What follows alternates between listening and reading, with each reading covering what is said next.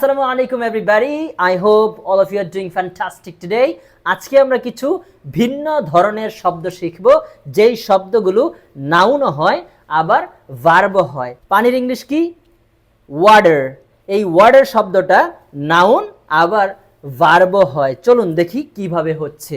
ওকে, যেমন আমি বললাম আমি পানি খাচ্ছি, বিসমিল্লাহ। আমি পানি খাচ্ছি, আম ড্রিঙ্কিং ওয়াটার। এখানে ওয়াটার শব্দটি নাউন হিসেবে ব্যবহার হয়েছে। আমি যদি বলি আমি গাছে পানি দিচ্ছি, আম ওয়াটারিং ইন ট্রিজ, এইখানে আই এম ওয়াটারের সাথে কিন্তু আমি আইএনজি যোগ করেছি, অর্থাৎ ওয়াটারটা এখানে ভার্ব হিসেবে ব্যবহার হয়েছে।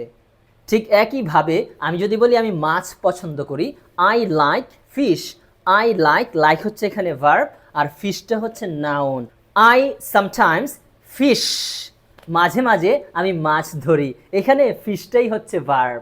ওকে, নেক্সট, যেমন দিস ইজ মাই ফেস, এখানে ফেসটা হচ্ছে একটা নাউন। ফেস মানে মুখমণ্ডল। ঠিক একইভাবে যদি ভার্ব হিসেবে ব্যবহার করি, sometimes I face some problems, অর্থাৎ মাঝে মাঝে আমি কিছু সমস্যার সম্মুখীন হই। ফেস মানে এখানে মুখোমুখি হওয়া বা সম্মুখীন হওয়া। ওকে, নেক্সট, যেমন কুক মানে রান্না করা, আমরা ভার্ব হিসেবে জানি। এই কুক কিন্তু আবার একটা নাউনও। চলুন আমরা উদাহরণের মাধ্যমে দেখি। যেমন I cook noodles every morning, আমি প্রতিদিন সকালে নুডলস রান্না করি, এখানে কুক শব্দটি হচ্ছে verb.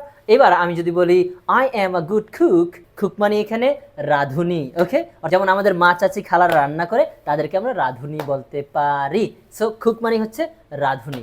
Okay, finally the last word, সেটা হচ্ছে হেড। হেড মানে জানি মাথা, দিস ইজ মাই হেড, এটা আমার মাথা।